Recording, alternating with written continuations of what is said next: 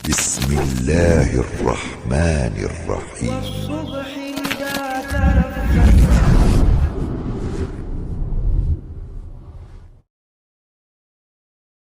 Ibu yang jawab salam dengan semangat, saya doakan cicilan dan hutangnya lunas. Assalamualaikum warahmatullahi wabarakatuh.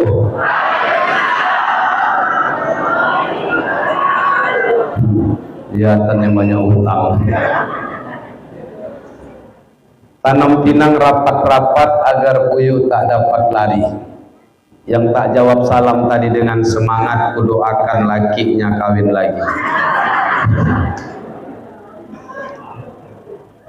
Bismillahi walhamdulillah, la haula wala quwwata illa billah. Allahumma salli ala Muhammad ibni Abdillah wa ala alihi wa ashabihi wa man tabi'ahu ila yaumil qiyamah, amma ba'd.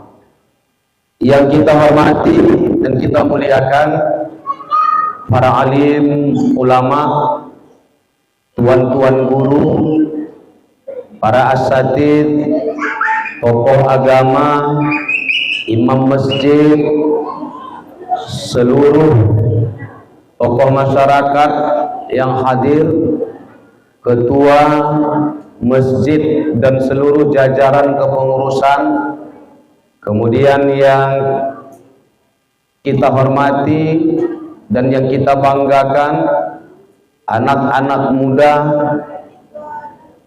dari Kecamatan Kuok yang malam hari ini menjadi wasilah pertemuan kita duduk bersama di majelis ilmu ini. Alhamdulillah, mereka yang memfasilitasi dakwah di sini. Saya biasanya Bapak Ibu, kalau saya ceramah diundang ke Kalimantan Timur, biasanya tiket pesawatnya paling enggak Batik Air, Pak. Bukan saya minta, saya enggak pernah minta. Tapi saya diundang ceramah ke sini, tiketnya dikasih pesawat Wings. Pesawat yang paling kecil. Sampai copot jantungku di atas. Biasanya kalau pesawat Batik Air itu waktu mau landing nggak terasa kali turunnya, Bu. Pesawat Wings itu kayak dibantingnya kali awak jatuh ke bawah. Separuh mati rasa saya di atas. Tapi saya nggak peduli. Kenapa? Karena inilah perjuangan dakwah. Dari mana biayanya? Wallahu a'lam. Saya nggak pernah tanya. Ini anak-anak muda yang memfasilitasi. Berapa harga tiketnya? Wallahu a'lam, saya nggak ada cek. Silahkan mereka yang cari. Baru saya bilang tadi sama Bang Dery, Ustadz Dery, Ustadz, gimana untuk kepulangan besok? Sudah siap tiketnya Ustadz. Pokoknya jam 7 Ustadz take off dari Pekanbaru ke Medan. Berarti jam 4 subuh kami sudah gerak dari Kecamatan Kuok. Artinya apa Bapak Ibu?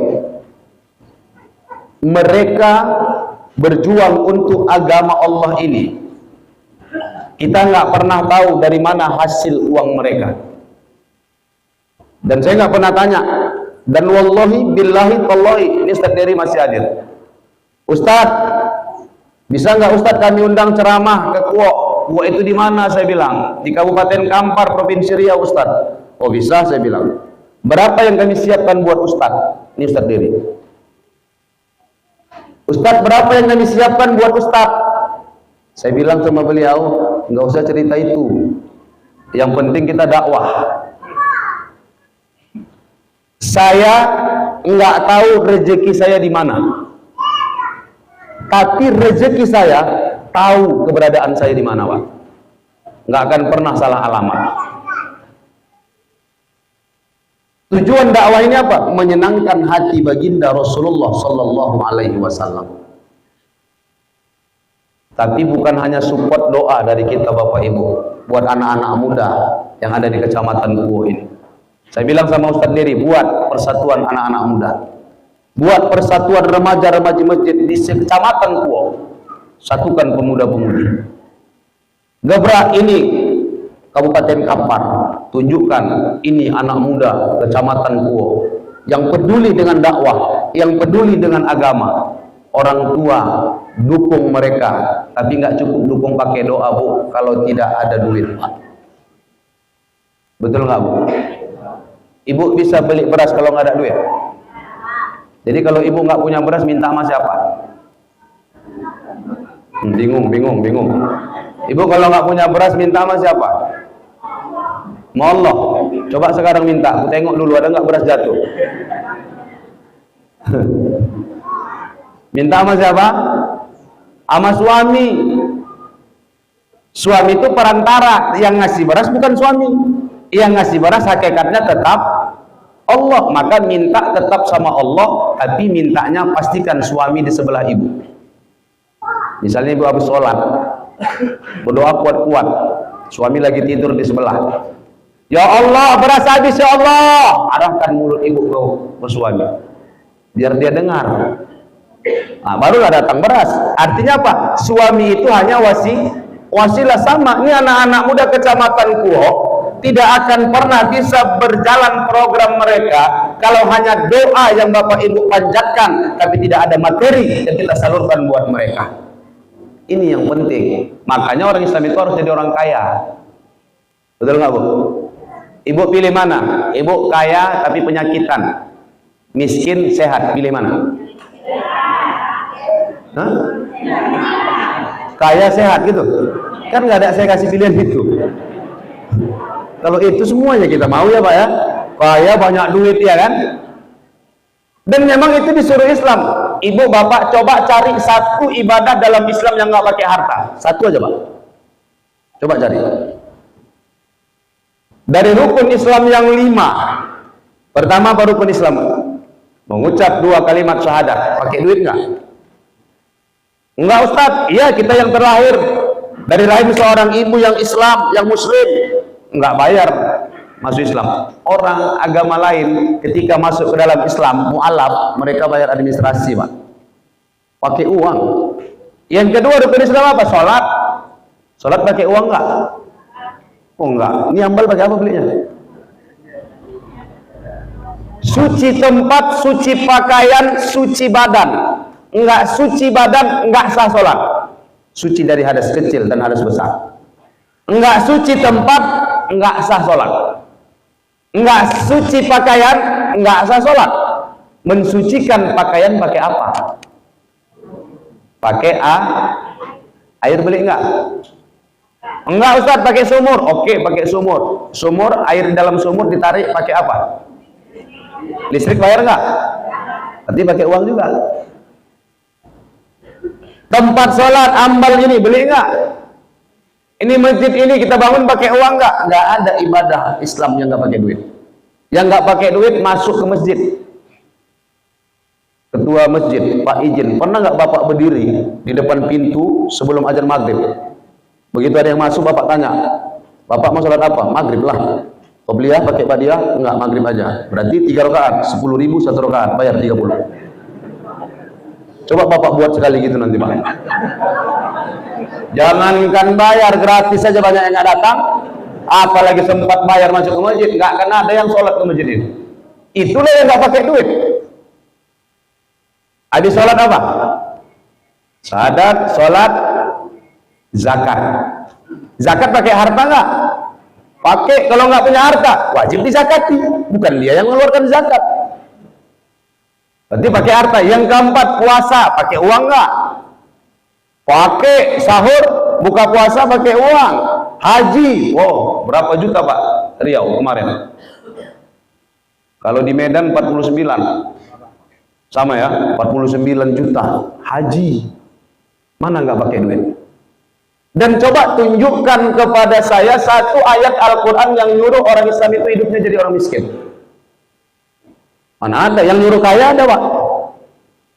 Idza qudiyatis shalah, apabila salat sudah kau tunaikan, fantashiru fil ardh, maka bertebaranlah kau di muka bumi ini. Untuk apa? Wabtaghu min fadlillah, cari karunia Allah, kumpulkan harta sebanyak-banyaknya. Tapi ingat, harta yang kau kumpulkan bukan untuk membuat engkau lupa kepada Allah, tapi harta itu untuk mengangkat marwah agamamu yang mulia. Jadi harta yang dimiliki ini bukan buat sombong-sombong. Harta yang kita punya, angkat marwah agama kita dengan harta kita. Abdurrahman bin Auf, sahabat Nabi yang nggak bisa jadi orang miskin, Bu. Minta berdoa sama Allah mau jadi orang miskin, nggak bisa. Coba bayangkan. Ada orang berdoa minta jadi orang miskin. Ibu coba berdoa, ya Allah miskinkan aja aku ya Allah. Pernah? Malah kebalikannya, yang kita minta apa? Kaya. Abdurrahman bin Auf hijrah dari Makkah ke Madinah, semua ditinggalkannya hartanya, yang dibawa cuma pakaian di badan, Pak. Begitu sampai di Madinah jumpa dengan sahabat Nabi namanya Sa'ad bin Rabi. Ketika ditemukan oleh Rasulullah, Sa'ad ini Abdurrahman bin Auf, ini orang kaya di Makkah. Sa'ad bin Rabi orang kaya di Madinah. Ditemukan Rasulullah di Madinah. Tapi dia tinggalkan, dia habiskan hartanya semua di Makkah. Nggak ada dia bawa satu pun. Sampai di Madinah, Sa'ad bin Rabi nawarkan, Abdurrahman, aku punya rumah ada sekian puluh. Kau pilih rumahku yang mana kau mau. Terus aku punya bini 13, kata Sa'ad. Kau pilih bini itu yang mana yang kau mau. Nah, itu belum turun surat An-Nisa. 13 bininya disuruh Abdurrahman bin Auf milih satu, mana yang mau. Kalau Pak Ketua kira-kira gimana Pak Ketua? Ada orang nawarkan gitu, Pak 13 biniku ini Bapak pilih satu, mana yang Bapak mau ambil. Kira-kira apa yang kita buat itu? Kalau saya pribadi Pak, cobalah keluarkan dulu 13-13, ku pilihlah dulu. Ya kan, mana yang cantik, mana yang muda, itulah yang ku pilih. Tapi apa kata Abdurrahman bin Auf? Enggak, itu yang dia bilang, mudah-mudahan keluargamu, hartamu berkah. Sekarang tunjukkan aja sama aku, di mana ada pasar di sini. Wah, minta tunjukkan pasar. Akhirnya dibawalah sama Sa'ad bin Rabi ini Abdurrahman bin Auf, inilah pasar. Siapa yang punya? Orang Yahudi. Di depan pasar Yahudi ada tanah lapang, tanah kosong. Ditanya sama Abdurrahman, ini tanah yang kosong ini punya siapa? Punya aku, kata Sa'ad. Ya udah, aku mau yang ini aja. Rumah ada, bini dikasih nggak mau, minta tanah kosong. Untuk apa mau Abdurrahman? Terserah, tenang aja, tunggu aja. Pokoknya nanti kau tengok sendirilah. Apa yang dia buat di tanah kosong itu? Dia dirikan pasar di situ. Bersainglah pasar yang didirikan Abdurrahman bin Auf dengan pasar Yahudi. Bersaing Bapak Ibu. Yang jualan di pasar Abdurrahman bin Auf semua orang Islam. Berdagang secara syariat. Mereka jujur, nggak ada kebohongan. Terus ngadu sama Nabi. Ya Rasulullah, kami berjualan jujur sesuai dengan amanahmu. Kalau timbangan 1 kilo 10 on, nggak pernah kami kurangin, tetap 10 on. Padahal di pasar yang depan beli sekilo bukan 10 on, 9 on. Tapi kok masih kalah, masih ramean di sana. Apa kata Rasulullah? Nggak cukup jujur, tapi harus cerdas. Cerdas bagaimana ya Rasulullah? Kalau orang beli sekilo, jangan 10 on, 11 on buat. Wah, ini orang-orang dulu banyak gini. Kalau dulu Pak beli kacang rebus pakai gerobak, wah beli 2000, 2 on ditimbang dia. Ini wah lebihkan ya. Nah, tengok nih Bapak lebihkan sedikit. Mudah-mudahan berkah kan? Berkahnya yang dicari. Untungnya dikit, tapi laris. Akhirnya apa Bu? Tutup pasar Yahudi, berkembanglah perekonomian umat Islam saat itu di Madinah. Kaya lagi Abdurrahman bin Auf. Di Mekah kaya, balik pergi dia ke Madinah, jadi orang kaya lagi. Akhirnya takut, ini khawatir pertanggungjawaban harta nanti di hadapan Allah. Ya Rob, aku nggak mau jadi orang kaya ya Rob. Kalau bisa ambil hartaku ini, enggak jadi miskin-miskin Pak. Bingung dia. Akhirnya apa yang dilakukan Abdurrahman bin Auf? Dibelinya uangnya semua yang ada ke kurma busuk. Semua uangnya dibelikan ke kurma busuk supaya enggak berharga itu kurma busuk. Izin Allah turun penyakit saat itu, dan penyakit itu hanya bisa disembuhkan dengan kurma busuk. Bukan tambah nggak laku, tambah mahal kurma busuk. Nggak jadi miskin lagi Abdurrahman bin Auf. Ya Allah, awakmu miskin nggak jadi miskin. Coba. Islam itu harus jadi orang kaya. Utsman bin Affan, kalau ibu jalan yang udah pernah berangkat haji umroh, ada masjid yang 2 komplek Utsman bin Affan. Banyak sahabat Nabi orang-orang kaya. Orang-orang zuhud itu bukan orang yang tidak peduli dengan dunia, orang yang bukan tidak peduli dengan harta, yang tidak mementingkan dunia, bukan itu orang yang zuhud. Orang yang zuhud itu ketika Allah berikan dunia kepadanya dan dunia itu dia kejar sesuai dengan jalannya dan syariatnya, maka dia tempatkan dunia itu di genggaman tangannya, tidak dia masukkan ke dalam hatinya. Kalau dia masukkan ke dalam hatinya, maka hatinya akan tertutup untuk ingat kepada Allah Subhanahu wa taala. Semua pakai harta. Makanya perlu kita banyak-banyak duit. Ala Ustaz, kalau kata Allah kaya, kaya itu. Kalau enggak Ustaz. Betul enggak, Bu? Ini tauhid, Pak. Ini akidah kita nih kan. Kalau kata Allah kaya, kaya. Kalau enggak, ya enggak Ustaz. Kalau rezeki yang di gunung bakal turun. Tapi kalau enggak rezeki, yang di mulut ini bisa jatuh lagi, Ustaz. Itu hakikatnya betul. Cuman kadang-kadang hati-hati Bapak Ibu, itu cara setan goda kita. Supaya kita jadi orang pesimis, bukan orang yang optimis. Sehingga kita apa? Hanya berserah diri, pasrah. Beda pasrah, beda tawakal. Jangan disamakan. Orang pasrah sama orang tawakal beda, Pak. Kalau pasrah ini udah dia menyepad aja. Ada, enggak, ya udahlah, itu aja. Kalau tawakal beda. Misal dari sini ke Pekanbaru pertengahannya apa, Ustaz? Rumbio. Bapak naik motor dari sini ke Pekanbaru. Pas di Rumbio azan zuhur. Akbar Allahu Akbar, masuk ke masjid. Parkir motor. Kuncinya tinggalin Pak di motor. Ya Allah, aku tawakalkan ini. Bismillahirrahmanirrahim. Allah, la haula wala quwata illa billah. Ini kuserahkan samamu ya Allah. Kalau hilang katamu hilang, kalau enggak pasti enggak. Masuk ke masjid sholat. Insya Allah keluar nggak ada lagi motor. Itu bukan tawakal, itu pasrah. Tawakal itu yang mana? Tawakal itu dia lakukan ikhtiarnya. Dia masuk ke parkiran, dia kunci setangnya. Ada gembok, dia gembok dengan cakramnya. Baru tawakal. Ya Rabb, inilah ikhtiar yang mampu kulakukan dan semaksimal yang kulakukan. Setelah ini baru kuserahkan kepadamu. Kalau keretaku atau motorku ini hilang, berarti ini ujian darimu ya Allah kepadaku. Tapi kalau masih bertahan, berarti betul kata kekasihmu, likulli syai'in iqalun ni'ma asyukru. Setiap segala sesuatu ada ikatan, dan pengikat nikmat itu adalah rasa syukur kepadamu ya Allah. Itu baru tawakal. Dan inilah akidah Ahlus Sunnah wal Jamaah. Ada pasrah, ada tawakal, beda. Tawakal ada ikhtiar. Ibu kenal nggak Siti Hajar? Tahu nggak nama Siti Hajar? Siti Hajar istrinya siapa? Suaminya siapa? Nabi Ibrahim. Itu istri yang keberapa? Kedua. Istri pertamanya bernikah Nabi Ibrahim sama Siti Sarah, ada anak enggak? Ada, tapi setelah lahir anak dari Siti Hajar. Ini Pak, Nabi Ibrahim nikah sama Siti Sarah tak punya anak. Kalau orang sekarang nikah 5 tahun 10 tahun nggak punya anak, apa solusi Pak? Pasti mungut anak.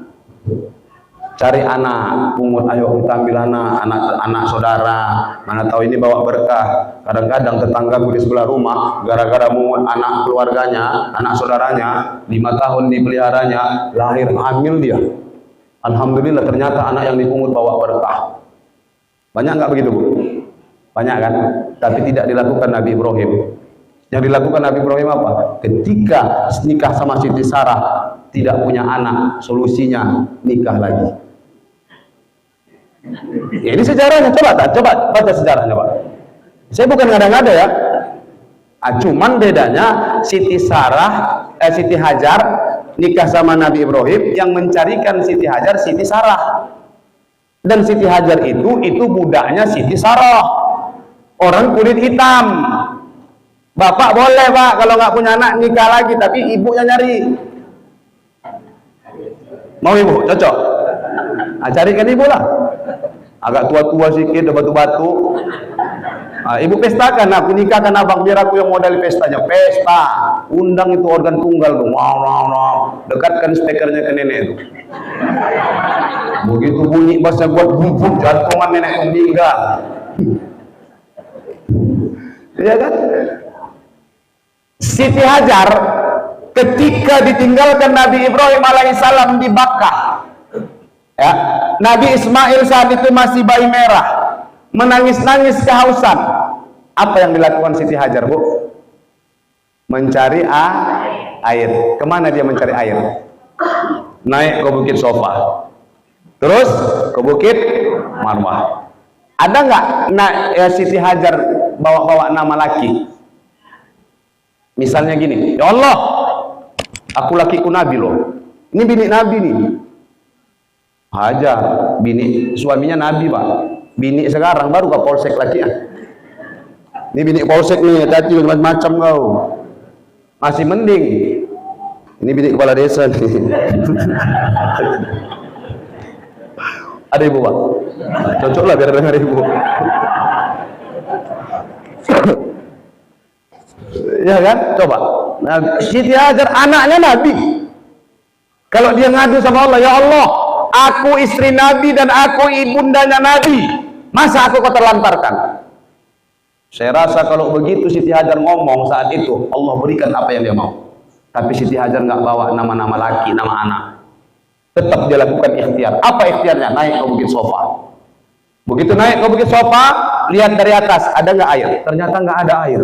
Apakah dia patah semangat? Apakah dia putus asa? Enggak. Dia naik ke Bukit Marwah. Sampai di Bukit Marwah, dia tengok dari atas, nggak ada juga air. Apakah putus asa?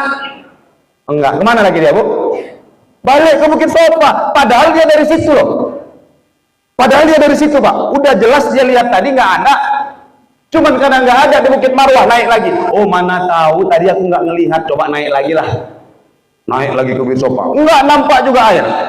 Ah, cobalah ke Marwah. Mana tahu tadi aku nggak lihat di situ. Naik sampai 7 kali bolak-balik. Start di Sofa, finish di Marwah, sehingga menjadi rukun ibadah haji dan umroh. Rukun sa'i. Apakah karena usahanya Hajar air itu dapat? Dari mana air itu keluar? Dari mana? Dari tumit kaki Nabi, dari tumit kaki Nabi ke bawah. Hajar yang berikhtiar mondar-mandir Sofa Marwah, tapi tidak dia dapatkan air. Bahkan air itu datang dari tumit seorang bayi yang saat itu bernama Nabi Ismail alaihissalam. Tapi ingat, tapi kalau Siti Hajar nggak berikhtiar saat itu, Allah nggak munculkan air dari tumit kaki Ismail. Kenapa? Bukan karena kita kaya, kekayaan ibu, kekayaan bapak, karena Allah. Tapi Allah ingin lihat seberapa gigih kita berusaha dan berikhtiar. Bukan karena usaha dan ikhtiar kita kaya. Yang mengkayakan kita tetap Allah, tapi Allah ingin lihat seberapa gigih kau berusaha. Nggak bisa kita pasrah-pasrah begitu. Itu dilakukan Siti Hajar. Kita hidup di dunia ini juga begitu, Bapak Ibu. Saya ada baca satu kitab Nasha'ihul Ibad. Di dalam kitab itu ada satu hadis Nabi. Kata Nabi, di saat Rasulullah lewat, sahabat lagi duduk-duduk ngumpul-ngumpul depan masjid, Pak, selesai sholat subuh. Ini perhatikan, datang Rasulullah nanya sama sahabat lagi ngumpul.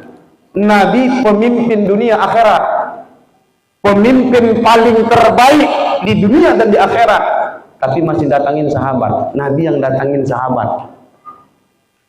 2024 nanti, Pak, belum duduk aja udah datangin kita. Udah duduk nggak pernah lagi datang. Nabi pemimpin dunia akhirat, dia yang datangin sahabat, nanya kabar Nabi. Apa ditanya Nabi? Ya ashabihi, wahai sahabat-sahabatku, kaifa asbahtum, bagaimana kabar kalian? Apa kabar kalian? Ibu saya tanya, malam ini saya tanya, ibu yang hadir di sini apa kabarnya, Bu? Alhamdulillah. Bapak apa kabarnya, Pak?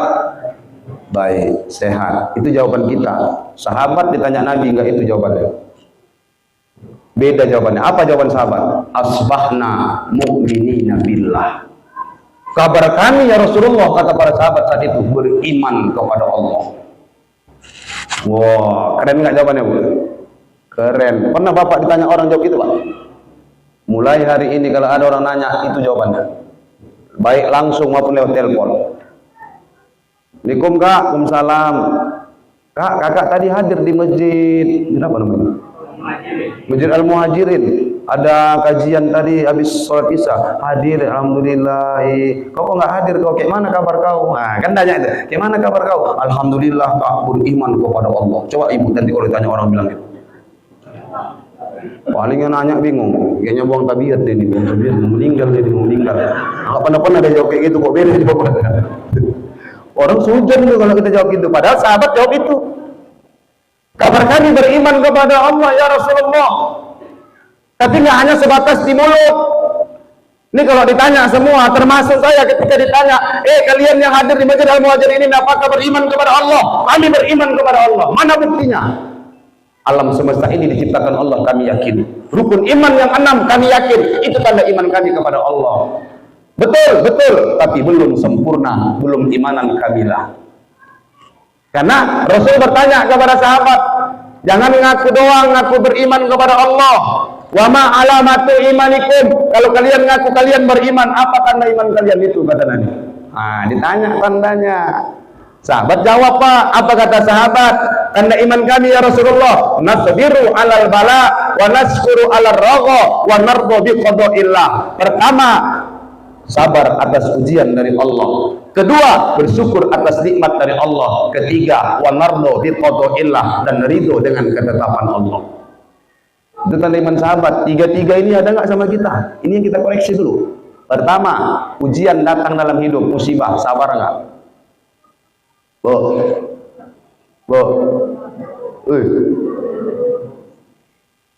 Dulu zaman ibu muda ada nggak Android? Tahun 80-an. Yang gadis 6 tahun 70-an ada nggak? Yang gadis tahun 70-an? Tahun-tahun rendah ada nggak? Enggak, serius ini. Saya nanya, di zaman ibu gadis yang tahun 70-an gadisnya ada nggak Android? Ada nggak, Pak? Jadi kalau orang dulu ta'arufan, pacaran lah istilahnya anak sekarang, itu pakai apa? Kayak surat. Betul nggak? Kalau dapat surat cinta itu senang nggak dulu? Pengalaman kali, nampak kali cewek aja kerja orang ini dulu. Dapat surat cinta itu senang, bahagia, Pak. Sampai-sampai itu surat semprot pakai parfum. Simpan di bawah baju. Mau tidur, buka, baca, cium. Ya Allah, wanginya. Besok bangun tidur, baca lagi. Ya Allah. Padahal nggak berubah-berubah tulisannya. Itu aja tulisannya.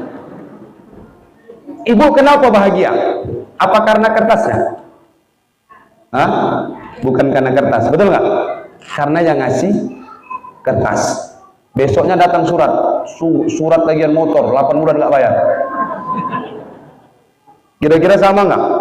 Perasaannya waktu dapat surat cinta senang, dapat surat tagihan motor senang nggak?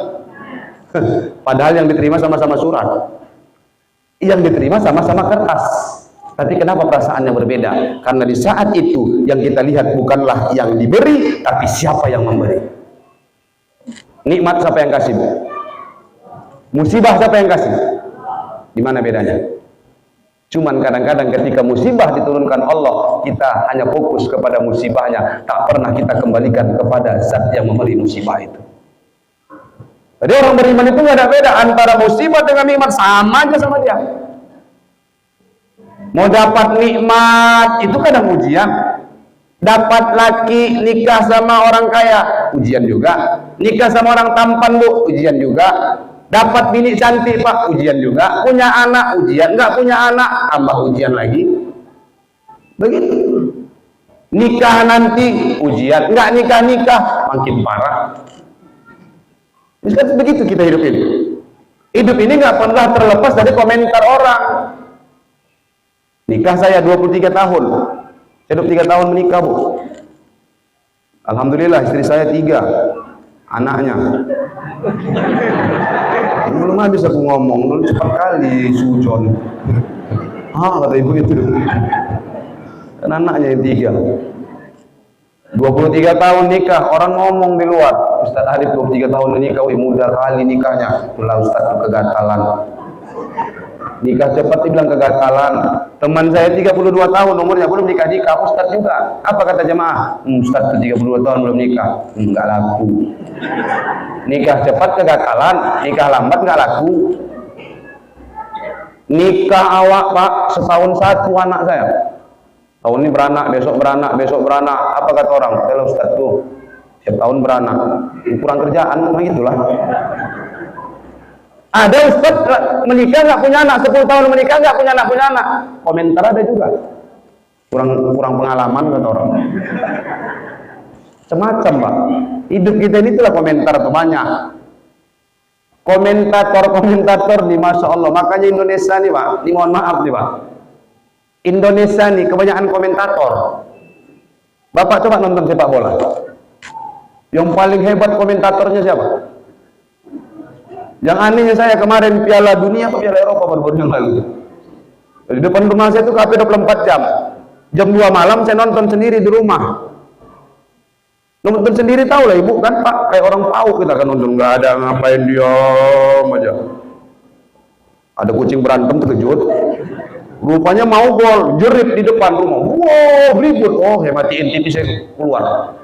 Duduk di depan, enak juga nonton rame-rame. Begitu nonton asik-asik nonton. Messi lagi bawa bola Pak. Begitu lagi bawa bola, ditendangnya enggak gol. Begitu enggak gol, penonton di situ ngomong, "Ini bodoh Messi, bodoh." Dibodoh-bodohkannya Messi coba. Padahal dia enggak pandai main bola. Inilah komentator-komentator itu. Sama Pak, ini masjid ini, ya pengurusnya nanti ini dibuat model begini, ada yang komentar ini Pak. Yang komentar tuh kadang-kadang minta aja nggak pernah. Komentar aja taunya, cocoknya ini warnanya begini, cocoknya begini, warnanya cocok itu apa dibuat begini ya. Bapak berapa gini Pak? Ada, mana lah? Aku nggak ada uang. Kalau ada uang ini Pak aku. Kalau ada uang, aku belum tahu juga dari Pak itu Pak. Banyak komentator, netizen. Maka sering saya katakan, hidup ini jangan pedulikan apa kata orang. Selagi mampu berbuat kebaikan, lakukan. Sekecil apapun, Allah tak akan pernah tidur. Allah maha jaga. Selalu Allah tahu apa yang kita lakukan. Famay ya'mal mithqala dzarratin khairan yarah, wa may ya'mal mithqala dzarratin syarran yarah. Sekecil apapun kebaikan akan Allah balas. Begitu juga sebaliknya. Kita hidup di dunia ini mau dapat musibah, mau dapat nikmat, aman-aman aja, tenang, santai-santai aja, nggak ada bedanya kok. Mau punya bini cantik, mau punya anak, itu juga ujian. Ada yang bilang nikmat, ada yang bilang ujian. Tergantung kita menyikapinya. Saya punya jamaah di Medan, pengajian subuh. Habis pengajian datang ibu-ibu ngadap saya Bu. Begitu ngadap saya dia bilang gini, "Ustaz, mohon doakan saya Ustaz." "Doa apa Bu?" "Begini Ustaz. Rumah saya jauh dari komplek ini Ustaz. Kalau sholat subuh minggu saya di sini, karena saya tahu di sini ada kajian Ahad, makanya saya ke sini Ustaz. Dekat rumah ibu nggak ada masjid, ada, cuman lebih jauh ke sana daripada ke sini Ustaz. Jadi saya makanya ke sini." "Oh gitu. Jadi masalahnya apa Bu?" "Di Medan Bu sekarang terkenal Pak begal." Bapak lihat berita, Medan itu jam 10 udah sunyi Pak. Udah sunyi. Kenapa? Begal merajalela. Saya takut begal Ustaz. Kalaupun begal nggak ada, pas hujan nggak jadi saya ke masjid Ustaz untuk mendengarkan kajian. Ya maksud ibu, saya nggak punya mobil Ustaz. Doakan saya punya mobil apa Ustaz? "Oh begitu, gini aja Bu. Sama-sama kita berdoa." "Maksudnya Ustaz?" "Ya saya juga belum punya mobil," saya bilang. "Jangan ibu saya doakan ibu beli mobil." "Saya enggak," saya bilang. Kadang-kadang jemaahnya aneh-aneh Pak. Ada jemaah saya pedagang datang jumpai saya, Ustaz, kasihlah doa pelaris Ustaz." Minta doa pelaris. Saya bilang, kalau saya tahu ngapa saya kasih, saya juga pedagang. Bulan pun nggak laris-laris. Saya juga pedagang Bu, kalau saya tahu doa pelaris sudah saya pakai duluan biar dagangannya laris. Buktinya dagangan saya pun nggak laris. Itu sama-sama kita berdoa ya Bu. Ya, berdoalah kami. Akhirnya apa? Jemaah yang hadir mengaminkan. Alhamdulillah Bu, 3 bulan berikutnya dua-duanya beli mobil. Alhamdulillah, cuman bedanya ibu itu beli baru, saya second. Bekas. Tapi nggak apa-apa lah, yang penting punya mobil ya kan. Nah, nggak kena hujan, nggak kena panas. Kalau ceramah subuh berani keluar Bu, nggak naik motor, nggak takut lagi begal. Kalau begal ngadang-ngadang di jalan, pas naik mobil tabrak aja. Belakangan urusan Pak, daripada kita mati, wajib bela diri kok. Ya kan, mempertahankan harta kita, Pak. Mati kita itu fisabilillah, mati kita itu syahid, Pak. Mempertahankan hak kita, saatnya kita dibunuh, mempertahankan hak kita, syahid mati kita. Cuman masalahnya kemarin begitu dibegal, yang si korban membunuh pembegalnya, dia pula yang di penjara. Kan ada kemarin viral. Makanya saya nggak berani. Nah, kalau bisa dihindari, takut pula saya masuk penjara. Ya udah Bu, nggak apa-apa Bu. Doakan punya mobil 3 bulan berikutnya ibu tuh udah nggak kelihatan ngaji. Nggak datang lagi, Pak. Saya tanya jemaah, ibu ingat nggak ibu yang datang kemarin ngadap ke saya minta doa supaya Allah berikan dia mobil? Sama-sama kita ngaminkannya kemarin. Iya Ustaz. Kemana kok nggak pernah nampak lagi? Kalau Sabtu sore Ustaz udah jalan-jalan karena udah toba berstagi Ustaz. Pulangnya Minggu sore. Jadi subuh Minggu nggak di Medan. Gara-gara punya mobil, nggak pernah datang lagi ke majelis ilmu. Saya tanya, mobil itu nikmat atau azab? Mobil yang dikasih itu nikmat atau musibah itu? Musibah. Teman saya 2 tahun COVID, sebelumnya nggak hafal Quran. Gara-gara 2 tahun COVID nggak pernah keluar rumah, di rumah saja. Akhirnya apa? Dia manfaatkan waktu 2 tahun di rumah itu menghafal Quran. 2 tahun COVID hafal 5 juz. Itu musibah atau nikmat? Tergantung kita menyikapinya. Anak bisa jadi musibah, anak juga bisa jadi nikmat. Anak ini perhiasan, perhiasan zinatul hayatid dunia, kata Allah. Anakmu itu perhiasan dunia. Ibu nyimpan perhiasan di mana, Bu? Di garasi atau di pot bunga? Ada ibu nyimpan perhiasan di pot bunga? Kalau ada bilang-bilang. Dari sana kami nanti malam bongkarin pot bunganya kan, Pak. Ibu nyimpan perhiasan di mana? Dalam rumah nggak? Di dalam rumah atau di luar rumah? Di dalam. Sudah di dalam rumah, kemana lagi? Dalam kamar. Udah dalam kamar, di mana lagi? Lemari. Dalam lemari, di mana lagi? Laci. Habis dalam laci, ada nggak tempatnya lagi? Oke, kotak lagi. Ada petinya. Udah dalam peti, ada nggak lagi? Ada kotaknya. Udah dalam kotak, ada lagi? Ada. Dalam suratnya. Diikat lagi pakai karet. Begitulah berlapis-lapis menyimpan perhiasan. Anak kita laksana perhiasan dunia. Apakah seperti itu berlapis-lapisnya kita menyimpan, menjaga anak kita? Ayamnya nggak pulang, maghrib, heboh sekampung. Kak, nampak bebekku kak, nampak kambingku kak. Kenapa belum balik-balik kambingku? Udah maghrib belum pulang-pulang. Anaknya jam 2 malam nggak pulang, nggak bisa carinya, Pak. Lebih sayang dia sama kambingnya daripada sama anaknya. Orang tua di sana, sini enggak. Kan sekarang banyak begitu kan? Anakmu tuh perhiasan, jaga ilmu agama harga mati. Ilmu agama harga mati. Makanya saya bilang jangan pelit dengan harta untuk ilmu agama buat anak. Guru ngaji mana Pak? Izin saya Pak, mohon izin, mohon maaf. Ada nggak guru ngaji Al-Quran di sini Pak? Hah? Mana? Ibu, mana Bu? Coba tunjuk tangan. Di rumah atau di masjid Bu? Di masjid. Nah. Di masjid, mohon izin, mohon maaf. Siapa yang gaji Ibu ngajar di masjid? Pengurus. Murid ada nggak bayar? Enggak kan? Berapa digaji Bu? Mohon izin.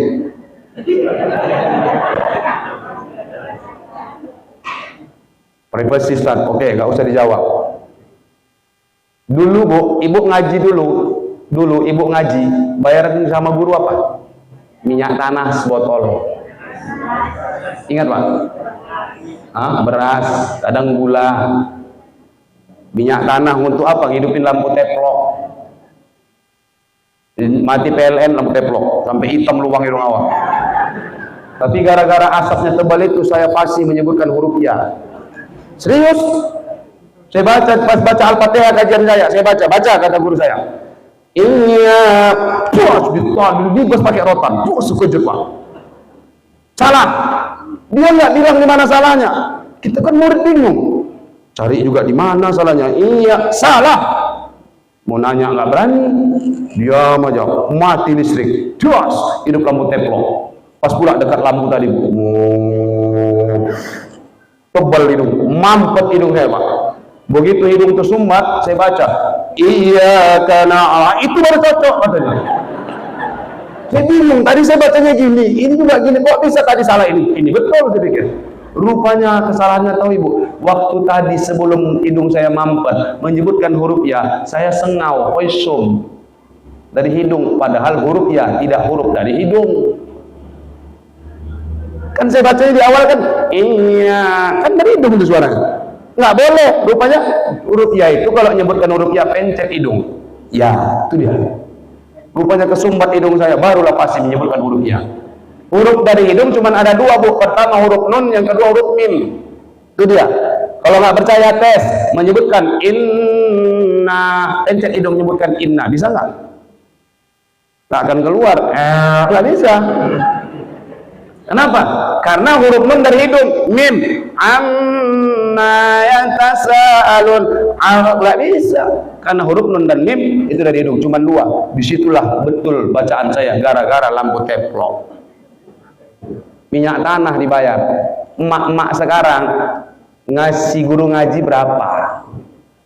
Hah? Bu, makan mie sop berapa satu hari? Minum es campur berapa satu hari? Guru ngaji anak kita berapa? Pengalaman saya di Medan, Pak, ngajar habis maghrib, datang ibu-ibu, assalamualaikum Ustaz, salam, anak saya mau ngaji Ustaz, boleh? Boleh, saya bilang. Berapa satu bulan Ustaz? Katanya. Ditanyanya berapa bayaran satu bulan? Saya bilang jangan ditanya itu, Bu. Kalau ibu tanya itu, enggak akan saya jawab. Tapi kalau ibu bertanya, Ustaz mau nggak duit? Mau, saya bilang. Ya, kita nggak boleh munafik, Pak. Iya kan? Bayar listrik nggak bisa pakai pahala, Pak. Pahalanya kan gede, Ustaz. Oh ya, coba lah aku bayarkan listrikku pakai pahala, kau bilang. Tak bisa kan? Kita nggak munafik. Kalau ibu tanya, saya mau duit, saya mau. Tapi jangan gara-gara ibu nggak punya duit, anak ibu nggak ngaji, saya bilang. Antarkan ke rumah, saya ajari. Besoknya datang dia bawa anaknya 6 orang, 6 dibawa semua. Bayangkan, 2 tahun saya ajarin, nggak pernah bayar bapak ibu. Kadang-kadang selesai ngajar duduk saya di teras rumah mikir, saya nyesal kali aku ngomong gitu sama dia. Pelit betul. Iya, yang buat saya Pak marahnya Pak, ketika nanti kita keluar dari gang rumah kita, lihat sebelah kanan ada warung miso, warung misoto. Emaknya lah di situ yang makan mie dari mulut itu. Kalau seandainya lah malaikat Israel datang jumpai saya saat itu, Arif, ya ada apa Israel? Hari ini ku amanahkan tugasku kepadamu sehari ini aja. Dialah dulu cabut nyawanya. Ini kan gerem lihatnya Pak, pelit kali sama harta untuk ilmu agama buat anak. Iya betul. Ibu saya ajarin, enggak bayar enggak apa-apa. Alif-alifnya ya Allah kayak bungkus terasi.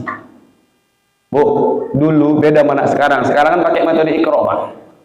Ya kan? Abata tajaha, main muallimah berdiri, main ciluk, matanya 2, balonnya kempes, diberi jajan, kalau makan sambal, kambing dipotong, kalau mendadak, kan begitu anak sekarang.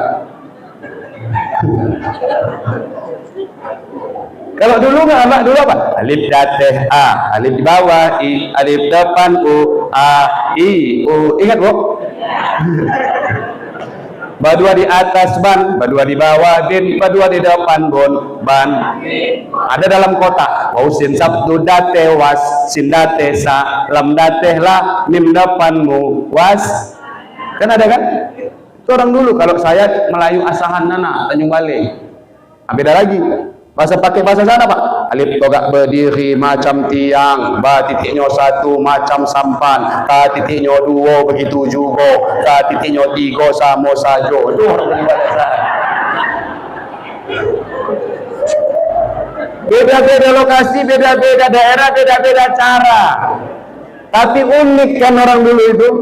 Anak sekarang suruh baca Al-Baqarah, Bismillahirrahmanirrahim.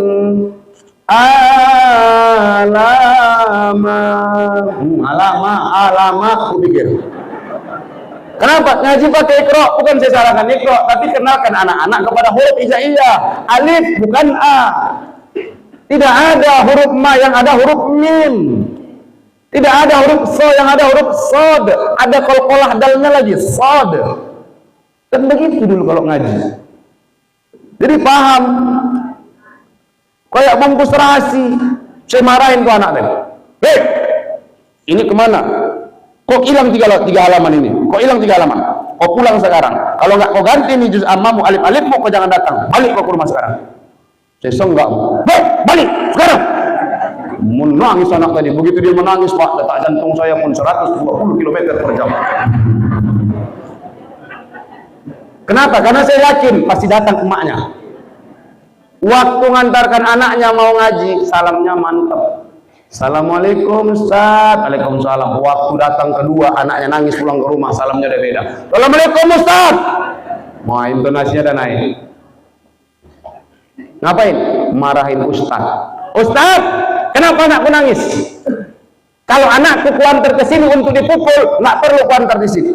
Aku antarkan ke rumah Ustaz supaya anakku diajarkan baca Quran. Kalau untuk dipukul, aku pun bisa mukulnya di rumah. Itu kata maknya, Pak. Saya bilang sama ibu, Bu, bawa aja anak ibu, saya bilang. Nggak untung sama saya kok. Dimarah-marahin, gaji nggak ada. Dimarah-marahin, selentik kuping sedikit, Pak, pisong. Bukti, bawa ke polisi, datang polisi nangkap guru ngaji.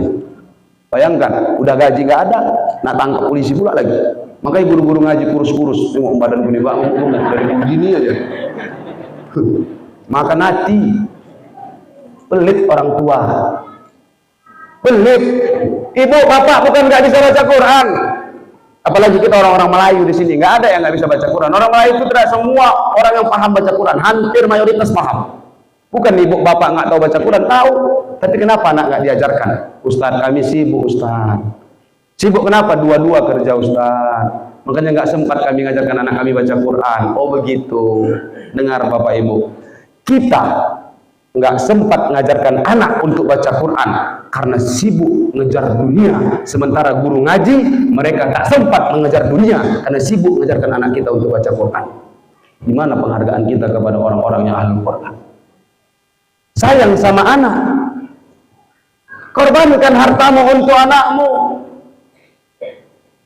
Ibu lebih sayang harta atau anak? Sepakat kita kan? Pasti lebih sayang anak. Tapi kadang itu mulut aja ngomong, perbuatan tidak menunjukkan seperti itu. Habiskan harta untuk anak kita. Ini kadang-kadang anak mau soleh, anak mau soleha, kita nggak memfasilitasi. Mak, diejek-ejek kawan sholat maghrib tadi, nangis anaknya pulang ke rumah. Kenapa kau diejek-ejek kawanmu? Orang tuh sholat pakai sarung, aku nggak pakai sarung, mak pakai training, diejek-ejekin aku mak. Jadi ya aku belikan lagu sarung, udah besok kau pakai sarung ayahmu. Maksud anaknya tadi beli sarung anak-anak yang kecil kan ada, Pak. Dia beli sarung ayahnya, berat badan ayahnya 120 kilo. Pakainya lah besok sarung ayahnya, dipuntel-puntel kayak orang hamil anak segini pulang kan. Jalan lah ke masjid, pulang nangis lagi. Kenapa lagi kau nangis? Diejek-ejek lagi sama kawan. Kenapa diejek? Karena pakai sarung. Iya mak, orang tuh pakai sarung, pakai baju koko. Aku nggak ada baju koko, pakai baju kaos. Makanya diejek. Udah besok kau pakai baju koko. Mana ada baju koko mak, baju koko ayah kau. Bayangkanlah 120 kilo berat ayah ya. Pakainya baju koko ayahnya kayak Rama Aipama deh Pak. Aku turuti. Udah pergi sholat, pulang ke masjid nangis lagi. Kenapa lagi kau nangis? Dia jadi lagi mak. Loh, udah pakai sarung, udah pakai koko. Iya mak, tapi nggak pakai kopiah. Kawanku semua pakai kopiah mak. Ya udah besok kau pakai kopiah. Ribet amat. Iya kan nggak ada kopiah aku mak, kopiah ayah kau. Dipakai anak tadi lah Pak, bisa boncengan 3 orang di belakang. Mak longgar. Udah tenang, diambil maknya tarik belakang diikat puntul-puntul dia. Nggak mau memfasilitasi anak, pengen anak soleh dan soleha, tapi kita pelit dengan harta. Apa kata Imam Nawawi? Ketika anak nanti Bu bisa baca Quran, anak kita hafal Quran, kayak tadi siapa tadi yang baca Quran tadi, anak perempuan tadi. Berbanggalah orang tua anaknya bisa baca Quran, apalagi hafal Quran, mengamalkan Al-Quran. Ketika anak yang bisa baca Quran, hafal Quran, paham Al-Quran, mengamalkan Al-Quran, nanti di akhirat Allah perintahkan kepada malaikat, wahai malaikatku, antarkan anak ini ke dalam surga, berikan semua nikmat surga yang kujanjikan kepadanya dalam kitab. Diantarkan si anak tadi, dibawa sama malaikat. Begitu lagi digandeng malaikat, anak tadi berhenti, Pak. Malaikat, aku nggak mau masuk surga. Kenapa? Aku mau ngomong langsung sama Allah. Anak tuh ngomong langsung, minta ngomong langsung sama Allah, Pak. Dibawa sama malaikat. Ya Rabb, aku mau dibawa ke surga. Iya, kenapa? Karena kau ahli Quran. Karena kau bisa baca Quran, karena kau hafal Quran, karena kau paham Al-Quran, karena kau belajar Al-Quran, karena kau ini paham ilmu agama. Oh gitu. Ya Rob, aku bisa baca Quran, tahu nggak karena siapa? Karena ayah dan ibuku. Aku bisa belajar agama, mahal biayanya di pondok pesantren. Siapa yang membiayai? Ayah ibuku, mereka habiskan hartanya untuk belajar agama buatku. La udhulu qabla udhuluhuma, kata si anak. Jangan kau masukkan aku ke surga sebelum ayah dan ibuku lebih dulu masuk ke dalam surga. Masukkan dulu ayah ibuku ya Allah, karena mereka aku bisa baca Quran, hafal Quran, paham Al-Quran, belajar agama, belajar Al-Quran. Kalau mereka sudah masuk ke surga, baru aku mau masuk. Allah malu menolak permintaan anak soleh dan solehah. Anak yang menjadi wasilah, yang menjadi alat orang tua untuk masuk ke dalam surga. Pengen nggak Bapak Ibu anak yang merekomendasikan kita orang tua masuk surga? Jangan pelit dengan harta untuk agama anak-anak kita. Itu dia. Anak itu bisa nikmat, bisa musibah. Bini bisa nikmat, bisa musibah. Laki bisa musibah, bisa nikmat. Bu, saya mau tanya, ibu punya laki sekarang nikmat apa musibah? Jujur. Udah jangan tengok laki. Ibu tuh tengoknya lakiku, lakiku nengok aku. Ibu punya laki nikmat atau musibah? Insya Allah nih nikmat. Kita juga sepakat Pak, insya Allah istri kita ini adalah nikmat dari Allah. Apa kata Syekh Nawawi Al-Bantani? Ijra'ul adhamir fi mardatillahi ta'ala wa ijra'ul amwali fiha. Nikmat badan, nikmat harta, nikmat-nikmat yang lain ketika Allah berikan, gunakan nikmat itu untuk jalan kita meraih ridho Allah. Itulah cara bersyukur. Gunakan suami untuk meraih ridho Allah. Caranya bagaimana? Ibu ketika buatkan air minum untuk suami pulang kerja, dengar nih Bu. Dengar nih, amalkan besok. Ketika ibu buatkan satu gelas air minum untuk suami pulang kerja, maka ketika diminum suami setetes, satu dosa ibu diampunkan Allah. Coba, enak nggak? Besok buatkan satu tong.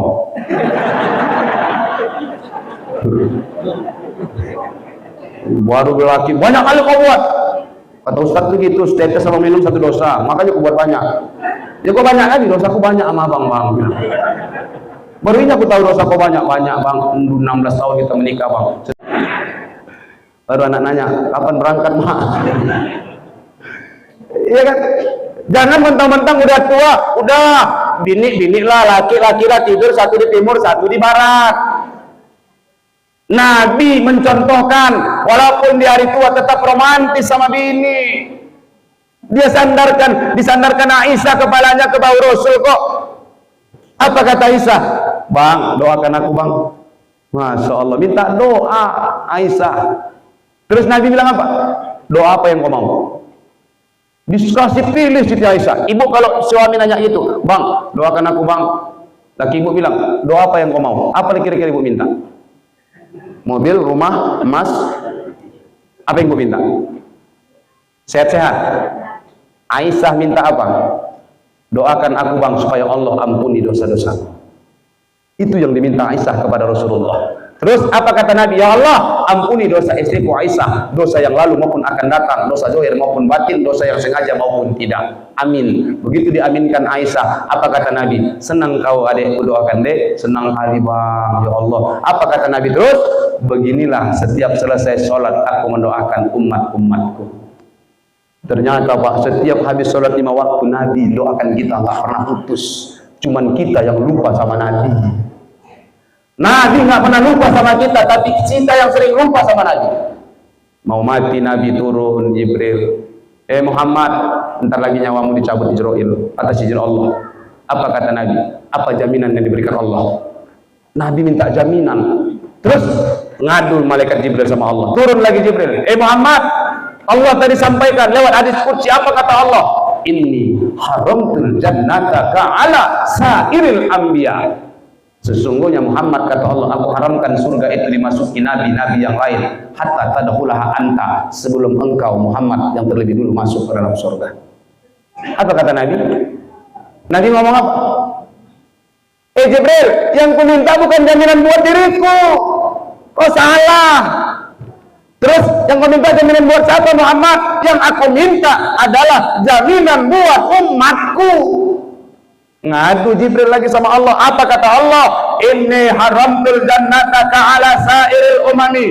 Aku haramkan surga itu Muhammad dimasuki umat-umat Nabi yang lain, umat Nabi Adam sampai umat Nabi Isa, haram masuk ke dalam surga hatta tadkhulaha ummatuka, sampai umatmu ini yang duluan masuk ke dalam surga. Allahumma salli ala Muhammad. Rasulullah minta jaminan untuk kita. Ada minta jaminan buat anaknya. Bangun dari kubur, Pak. Bangun dari kubur, dibangunkan Jibril dan Mikail. Tengok kanan Jibril, tengok kiri Mikail. Apa kata Nabi? Jibril, ayu hadza yauma Jibril. Ini hari apa Jibril? Jawab Jibril, hadza ma wa'ada ar-Rahman wa sadaqal mursalun. Ini hari pembalasan Muhammad.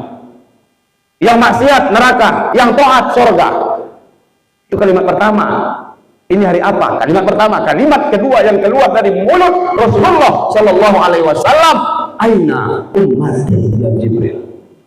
Di mana umatku Jibril? Ada dia tanya di mana ayahnya? Ada dia tanya di mana ibunya? Coba lihat dalam kitab Al-Barzanji, Syekh Ja'far Al-Barzanji. Kalau ibu-ibu orang-orang Melayu biasanya, kalau di kampung saya itu kalau ngakekah anak pesta pernikahan pakai marhaban, bacanya Al-Barzanji. Walamma tamma min amrihi sya'rani ala mashhuril aqwalil marwiyah. 2 bulan dalam kandungan ayahnya sudah meninggal dunia. 6 tahun usianya ditinggalkan lagi sama ibunya. Artinya apa? Dia nggak pernah lihat wajah ayahnya. Rasulullah 6 tahun udah ditinggal lagi sama ibunya. Tapi bangun dari kubur nggak ada dia tanya di mana ayahnya, di mana ibunya. Walaupun Rasul sebenarnya rindu dengan ayahnya.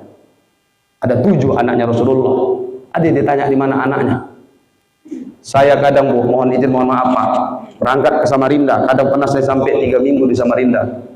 3 minggu nggak balik-balik ke Medan. Begitu saya sampai di sana, pernah opname 2 hari saya di rumah sakit. Nggak ada yang tahu. Jangankan emak saya, istri saya, nggak ada yang tahu siapa saya sakit waktu di Samarinda. Opname. Lelah letih pasti dialamin ketika berdakwah.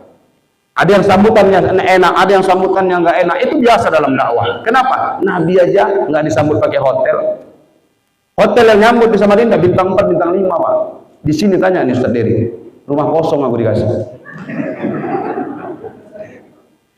Udah duduk situ, keluar kamar, datang pula orang yang ngomong, Ustaz, ini kadang-kadang Ustaz ke tengah malam mau gerak-gerak sendiri ini kursi ini. Ditakut-takutin orang pula lagi aku.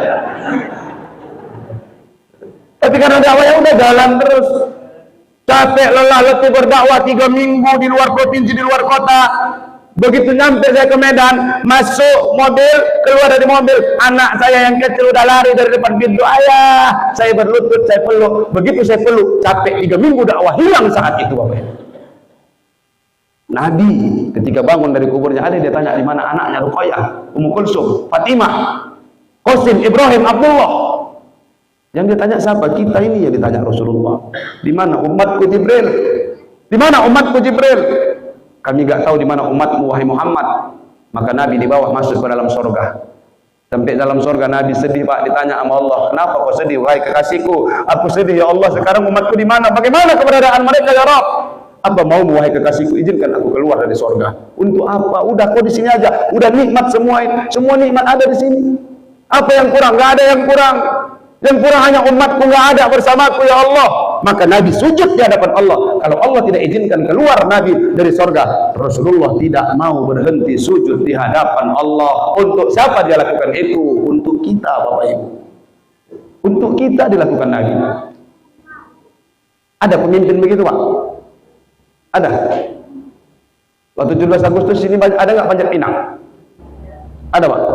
Panjat Pinang ada nggak? Yang Panjat Pinang, kalau Panjat Pinang yang paling tersiksa di atas atau di bawah? Hah? Kalau saya cocok di atas atau di bawah? Ngejek. Ini di bawah kayak badan ini mencret lah. Yang tersiksa itu di bawah, yang paling enak di atas. Betul nggak? Yang di bawah tengok tuh lah, mau meluk tiang. Awal-awalnya aja masih kuat dia. Masih satu naik aman. Naik dua udah mulai tuh. Naik udah 3 orang udah mulai agak merah dikit. Ya kan? Udah main 4 orang udah. Kadang-kadang mohon kuping, kepala, kanan, waduh celananya melorot Pak. Lagi streaming pula lagi tuh. Tapi dia nggak peduli, nggak usah kau pedulikan aku, udah naik kau aja, naik aja. Yang penting kau nyampe atas. Di atas itu banyak hadiah. Ambil itu hadiah, ambil itu hadiah.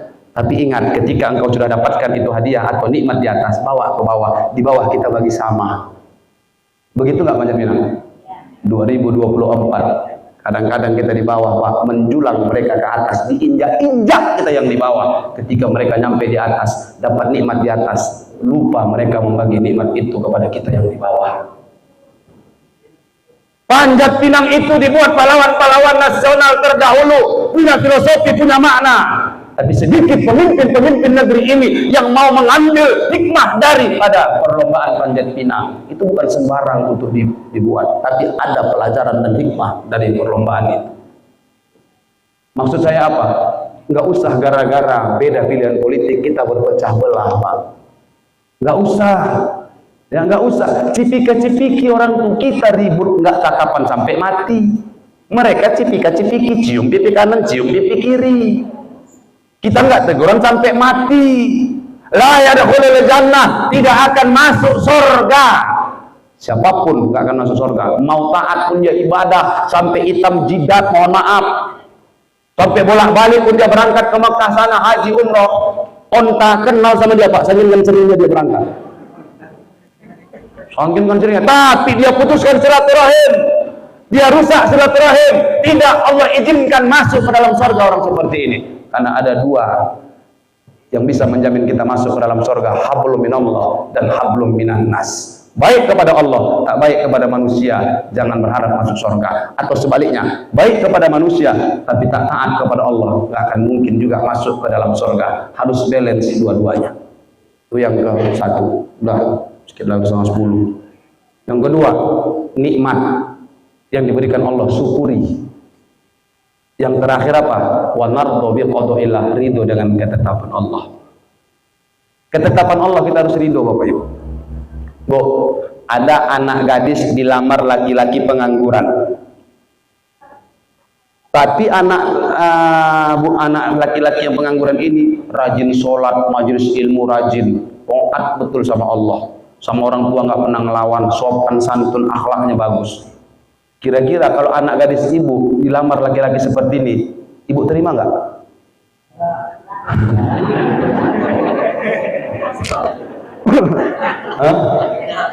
Bu, ibu terima nggak? Enggak ya? Makan tuh cinta Ustaz gitu. Ditolak sama si perempuannya pun nolak, bukan emaknya nolak, dia pun nolak. Perempuan sekarang kan begitu. Waktu gadis milih-milih, harus mapan, harus begini, harus begitu. Begitu janda, lain lagi bahasanya. Aku nerima laki-laki yang nerima aku apa adanya. Friend. Jadi kadang-kadang banyak begitu. Ditolak, perempuannya nolak. Akhirnya si laki-laki tadi ngadulah sama ustadznya sama kiainya. Kiai, tolonglah carikan aku bini. Mana tahu ada murid-murid umi. Rupanya istri kiai itu mengajar juga. Ada juga perempuan yang minta carikan suami, dijodohkan. Jadi atas izin Allah, nikah 5 tahun menikah, bisa bangun rumah, beli mobil. Pengangguran awalnya. Perempuan yang nolak tadi nikah sama laki-laki, kerjanya mocok-mocok. Hari ini kerja, besok enggak, besok kerja, besok enggak. Rupanya waktu pacaran naik mobil rental. Tergiur nengok mobil tadi, Pak. Cewek itu matre. Lama-kelamaan apa? Kebongkar. Udah nikah baru kebongkar. Ya udah, apalagi mau dibuat? Nikah udah sah. Mau nggak mau si perempuan tadi nerima lah. Jalanlah Bu, jumpa di mall, di parkiran mall, si laki-laki bawa istri, si perempuan bawa suami. Laki-laki tadi balik mobil, di klakson, tetet. Dek, masih kenal sama Bang? Kenal. Abang ini ya? Iya. Masya Allah, ya Bang, udah sukses ya Bang. Cerita bla bla bla bla cerita. Ya udah kalau gitu izin ya Dek. Ya Bang, pergilah laki-laki tadi sama istrinya naik mobil tadi sambil klakson, tetet. Si perempuan tadi naiklah di atas motor sama lakinya, dipeluknya pinggang lakinya. Ditengokinya mobil tuh lewat jauh-jauh. Dalam hati perempuan itu apa lagi?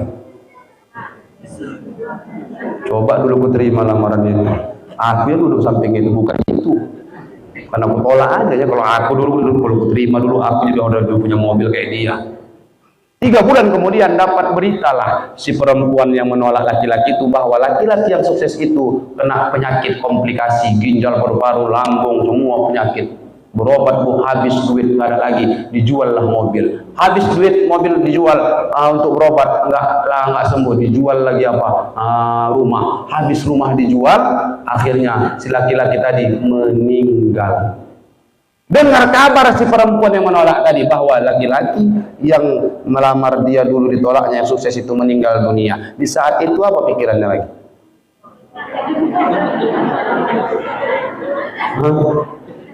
Untung nggak ku terima. Waktu sukses nampaknya, coba dulu ku terima. Begitu meninggal, untung nggak ku terima. Kalau sempat ku terima jadi janda aku. Artinya apa? Hari ini yang terjadi dalam kehidupan kita, inilah ketetapan Allah.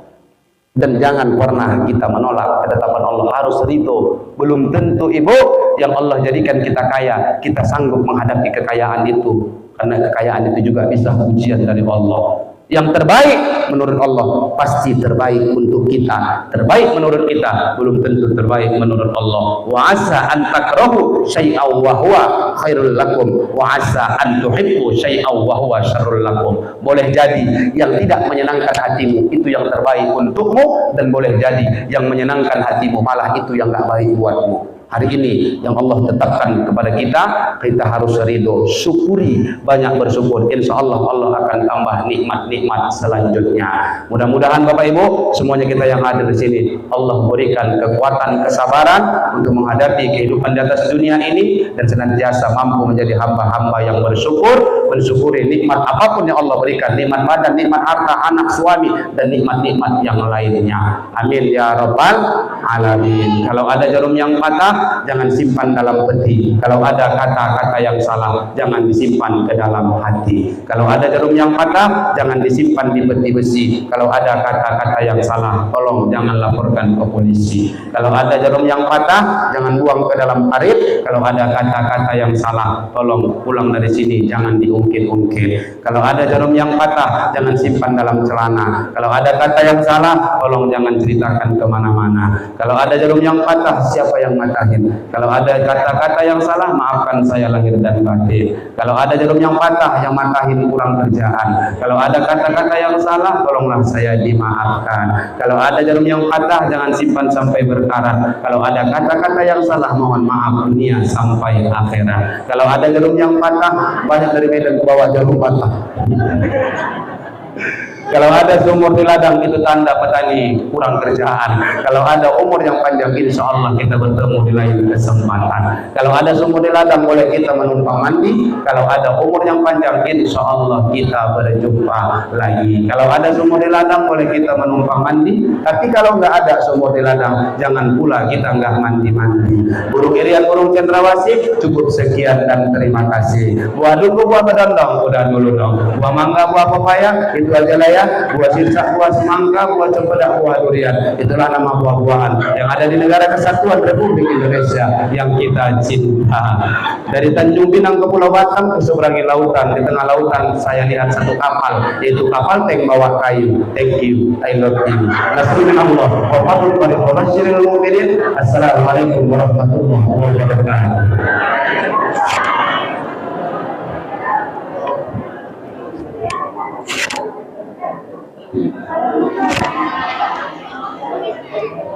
Bismillah.